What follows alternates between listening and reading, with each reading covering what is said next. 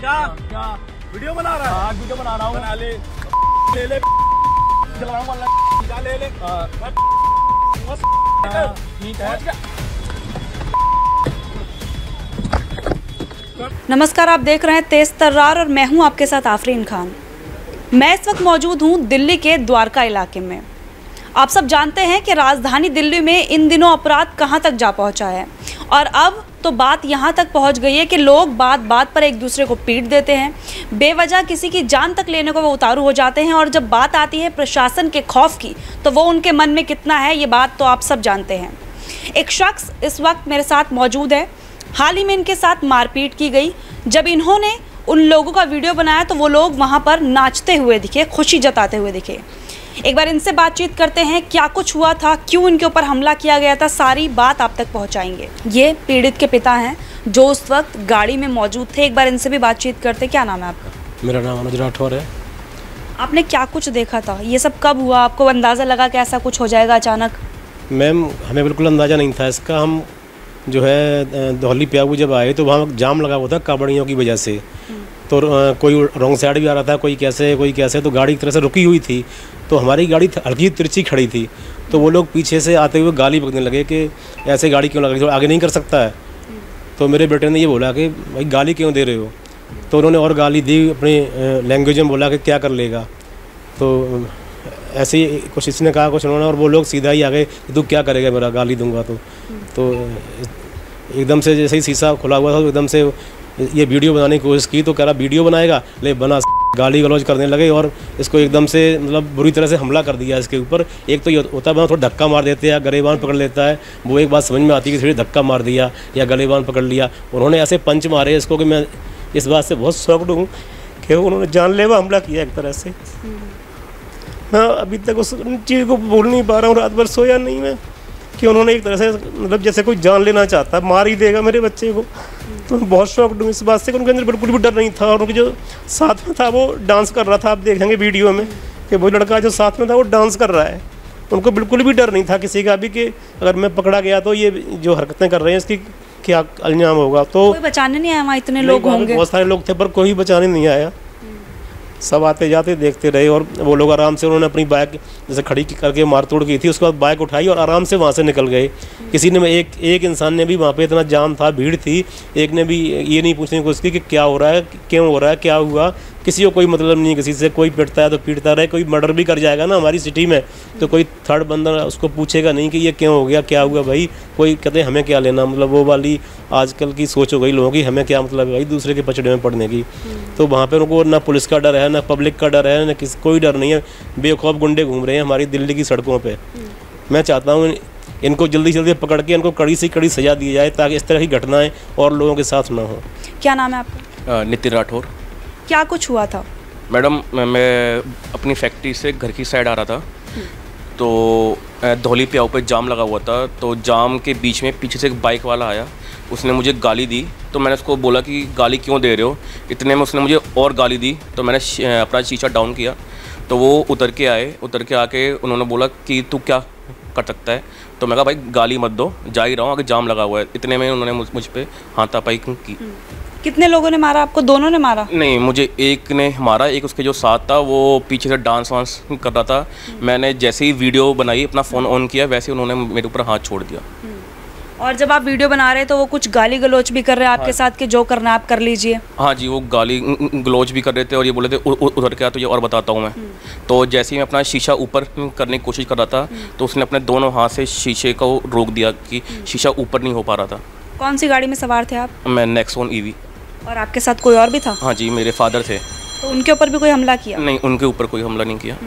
तो जिन लोगों ने हमला किया वो कौन सी चीज़ पर सवार थे? वो बाइक पे थे, यामा की FZ बाइक थी। और इसी उन्होंने जब मुझे मारा उसी बीच में मैंने चैन पहनी हुई थी तो चैन पे भी उन्होंने ऐसे हाथ मारा तोड़ने के लिए, लेकिन मैंने एकदम पकड़ ली चैन। वो मतलब उनके हाथ में आई नहीं, लेकिन वो टूट गई चैन मेरी। तो वो जो बाइक आप बता रहे हैं, जैसे उसका कोई नंबर देखा हो आपने? नहीं मैम, वो नई बाइक थी तो उस पर कोई नंबर नहीं था। तो आपने क्या इस मामले की कोई कंप्लेंट दर्ज करवाई है? हाँ जी, मैंने विकासपुरी थाने में कंप्लेंट दर्ज करवाई है। कौन देख रहा है केस? ये केस देख रहे हैं ASI राजेश कुमार। तो अभी तक क्या गिरफ्तारी हुई है उनकी? नहीं मैम, अभी गिरफ्तारी नहीं हुई है। उन लोगों का कहना ये है कि उनको हम यहाँ पे विकासपुरी के अंदर 4.5 लाख लोग रहते हैं, तो फ़ोटो से कैसे पहचानेंगे हम उन्हें। पता नहीं वो बंदा विकासपुरी का हो, दिल्ली के कौन से कोने से हो, नंबर भी नहीं है। तो वो कह रहे हैं कि ढूंढने में लगे हुए हैं, जब मिलेगा तो बताएंगे आपको। तो लग रहा है आपको कि जिस तरीके से उन्हें ढूंढना चाहिए वैसे ढूंढ रहे हैं? मैम अभी तो कुछ नहीं लग रहा, क्योंकि कल ये घटना जब हुई थी ये 7:30 के बीच में हुई, 7:30 शाम के। तो हमारी FIR भी रजिस्टर्ड 12-12:30 बजे हुई है, और मैं थाने 8 बजे के करीब पहुंच गया था, और मुझे मेडिकल के लिए भी 3 घंटे बाद भेजा गया था, 3-4 घंटे बाद मेडिकल के लिए भी। तो आपको लग रहा है पुलिस थोड़ी सी लापरवाही बरत रही है यहाँ? हाँ जी, हाँ जी। अगर यदि वो लोग मिल जाते हैं तो आप उनके लिए क्या सज़ा चाहते हैं? मैम जो वाजिब सज़ा हो, क्योंकि उन्होंने मतलब बिना किसी बात के मारा, मुझे हार्म पहुंचाया, तो जो लॉ कहता है वो सज़ा होनी चाहिए। ऐसा कोई हादसा आपके साथ आज से पहले हुआ कभी? नहीं मैम, आज तक नहीं हुआ कुछ भी ऐसा, पहली बार ही है ये। और कोई वजह भी नहीं थी ना आपकी जान पहचान उनसे? कुछ नहीं मैम, कुछ नहीं, अननोन बंदे। बस थोड़ा सा आपने ट्रैफिक से आगे निकलने के लिए किया? बस इसी वजह से। मुझे बताइए, जब आप पुलिस स्टेशन गए विकासपुरी, तो वहाँ पर जब आप कंप्लेंट दर्ज करवाने गए थे, तो क्या उन लोगों ने आपको ठीक तरह से सपोर्ट किया था, या फिर क्या था वहाँ पर? मैम पहले मैंने 100 नंबर पे फ़ोन मिलाया। 100 नंबर से फ़ोन मिलाते ही PCR 10 मिनट में आ गई थी। तो PCR ने जो मेरे साथ हुआ वो पूछा, लिखा। फिर उन्होंने कहा कि आप विकासपुरी थाने जाइए, वहाँ पे आपको दिनेश जी मिलेंगे, और उन्होंने मुझे उनका फ़ोन नंबर दे दिया। तो हम थाने गए, थाने में जाके 10 मिनट बैठे हम, तो फिर भी दिनेश जी आए नहीं। मैंने फ़ोन किया दिनेश जी को, मैं सर आप कहाँ हैं, मैं यहाँ पे आ गया हूँ। तो वो कह रहे मुझे आने में टाइम लगेगा, जाम है। तो हम 1 घंटे तक बैठे रहे, कोई नहीं था। फिर वहाँ पे एक ASI आए थे, राकेश जी।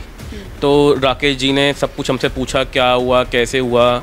और पापा ने जब कंप्लेंट लिख के दी तो उसमें लिखा होता है उन्होंने हमारी चैन तोड़ी है, उसको तोड़ा। तो उन्होंने कहा कि इस कंप्लेंट में से आप चैन का हटा दो कि चैन तोड़ी है, चैन ले जा रहे हैं। तो पापा ने कहा कि जो हमारे साथ घटना हुई है वो तो हम लिखेंगे ही। तो जब वो उन्होंने नहीं हटवाई, फिर उसके बाद वहाँ पे मैं कम से कम 2.5-3 घंटे बैठा रहा, जब तक मुझे कोई मेडिकल ट्रीटमेंट नहीं मिला, कुछ नहीं मिला। 2.5-3 घंटे बाद उन्होंने किसी को बुलाया, फिर उन्होंने मुझे मेडिकल के लिए भेजा। तो राकेश जी ने मतलब 3-4 घंटे हमें वहाँ बिठाए रखा। फिर जब उन्हें पता चलता है कि मैंने अपनी कंप्लेंट ट्विटर पे डाल दी है, तो उसके बाद वो कहते हैं कि कंप्लेंट रजिस्टर लाओ। कहाँ है कंप्लेंट रजिस्टर? उन्होंने देखा कि कंप्लेंट तो मेरी है ही नहीं। 3-4 घंटे बाद जब उन्हें पता चला कि आपके खून निकल रहा था, और 3-4 घंटे वो लोग आपको वहीं वैसे बिठा रखे थे? हाँ जी, मैं 3-4 घंटे वहीं बैठा। 3-4 घंटे के बाद ही उन्होंने मुझे हॉस्पिटल भेजा। जब आपने ट्वीट किया उसके बाद? हाँ जी। तो ट्वीट के बाद तो उन्होंने कहा कि ये कंप्लेंट मेरी नहीं है, ये कंप्लेंट शक्ति जी हैं वहाँ पे, उनकी कंप्लेंट है। तो फिर शक्ति जी आए, फिर शक्ति जी ने फिर से दोबारा से पूछा क्या हुआ, कैसे हुआ। फिर से हमने उन्हें बताया। जब तक हमने उन्हें बताया, फिर से मैडम आई अंदर से। तो मैडम ने कहा शक्ति जी ये केस आप छोड़ दो, ये केस राकेश जी ही देखेंगे।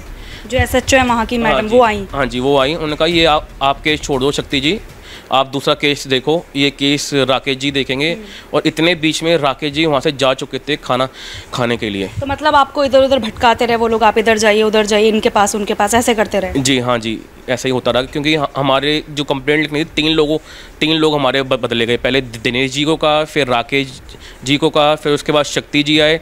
शक्ति जी के बाद फिर राकेश जी ने हमारी कंप्लेंट लिखी। रात को 12:30 बजे हमें कंप्लेंट। SHO का नाम पता है आपको? नाम तो शर्मा है, लास्ट उनका नाम प्रतिभा शर्मा। जिस वीडियो का इस वक्त यहाँ पर जिक्र हो रहा है, सबसे पहले स्क्रीन पर आपको वो वीडियो दिखाते हैं। क्या वीडियो बना रहा है? हाँ, वीडियो बना रहा हूँ। बना ले, ले जलाऊंगा, ले ठीक है।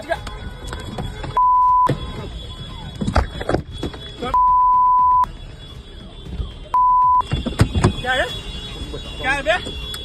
गाना होगा 12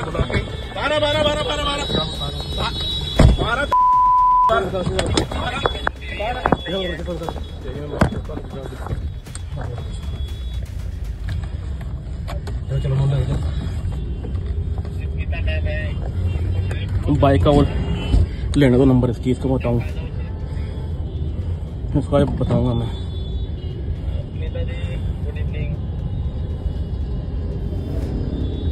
बाइक का लेना नंबर है कहाँ से? इस वीडियो में साफ तौर पर देखा जा सकता है कि जो आरोपी हैं किस तरह से बेखौफ नजर आ रहे हैं। पहले वो गाली गलौज करते हैं जब उन्हें इस बात से मना किया जाता है कि आप गाली मत दीजिए, क्योंकि देखिए कावड़ की वजह से हर जगह ही दिल्ली में जाम था। आपको पता होगा कि बीते दिन दिल्ली में जगह जगह पर जाम लगा था, लंबी लंबी लोगों की लाइनें थी गाड़ियों की, तो इस वजह से ये भी जाम में फंस गए। अब इस बात पर दो शख्स आते हैं, इनके साथ गाली गलौज करने लगते हैं। जब पीड़ित मना करते हैं कि आप गाली मत दीजिए, मैं गाड़ी हटा रहा हूँ, इतनी सी बात पर वो लोग हाथापाई पर उतर आते हैं। जब सबूत के लिए ये वीडियो बनाने लगते हैं कि देखिए ये लोग हम पर हमला कर रहे हैं, क्योंकि आज के दौर में आपको पता है कि बिना सबूत के कहाँ कुछ होता है, तब वो लोग और ज़्यादा अग्रेसिव हो जाते हैं, इनके चेहरे पर वार कर दिए जाते हैं। एक फ़ोटो आपको स्क्रीन पर दिखाते हैं जिसमें आपको साफ तौर पर नज़र आएगा कि इनके चेहरे पर यहाँ पर आँख के पास जो पंच है वो मारा जाता है, जिसके बाद वहाँ से खून निकलने लगता है। और वो शख्स जो हैं, जी हाँ, जो आरोपी हैं, उनके मन में ज़रा भी डर नहीं है।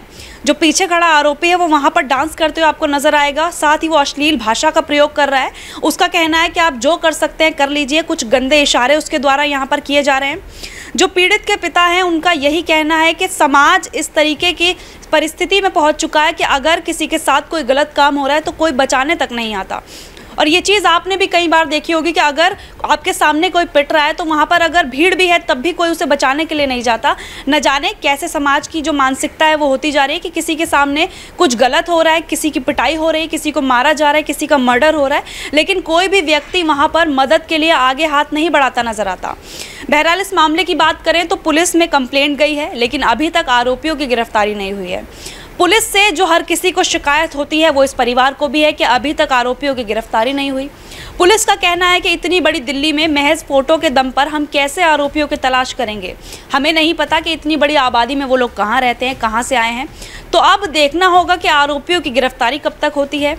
एक सवाल जो आम जनता के मन में यहाँ पर नज़र आ रहा है कि आजकल लोग क्रिमिनल इस तरह से खुले में घूम रहे हैं, कोई डर नहीं है, तो क्या यहाँ पर कानून व्यवस्था को सख्त करने की अब ज़रूरत महसूस हो रही है? क्योंकि देखिए अब तो आम जनता तक ये बात कह रही है कि कोई भी यहाँ पर सुरक्षित नहीं है। ज़रा सी बात पर लोग किसी का सर फोड़ देते हैं, किसी पर चाकू से हमला कर देते हैं, किसी को जान से मार देते हैं। तो आखिर ये जो स्थितियाँ यहाँ पर बनी हुई नज़र आ रही हैं, कब रुकेंगी? क्या कानून व्यवस्था में जल्द ही बदलाव की ज़रूरत है? क्योंकि देखिए अपराधी तो रुकने का नाम नहीं ले रहे हैं, आए दिन किसी न किसी के साथ अपराध को अंजाम दे रहे हैं। तो अब यहाँ पर सवाल ये उठता है कि आखिर प्रशासन की आंखें कब खुलेंगी, कब ऐसी कानून व्यवस्था यहाँ पर बनेगी जिसके बाद अपराधियों के मन में एक डर हो और वो अपराध को अंजाम देने से पहले 100 बार सोचें। इस पूरी खबर को लेकर आप अपनी राय हमारे साथ कॉमेंट बॉक्स में शेयर करना बिल्कुल भी ना भूलें। दिल्ली से कैमरा पर्सन आकाश शर्मा के साथ मैं आफरीन खान। अगर आपको हमारी ये वीडियो पसंद आई हो तो इसे लाइक एंड शेयर करना ना भूलें, साथ ही हमारे चैनल को जरूर सब्सक्राइब करें। इसके साथ ही बेल आइकन भी जरूर दबाएं जिससे दिल्ली से जुड़ी तमाम खबरों की नोटिफिकेशन सबसे पहले आप तक पहुंचे।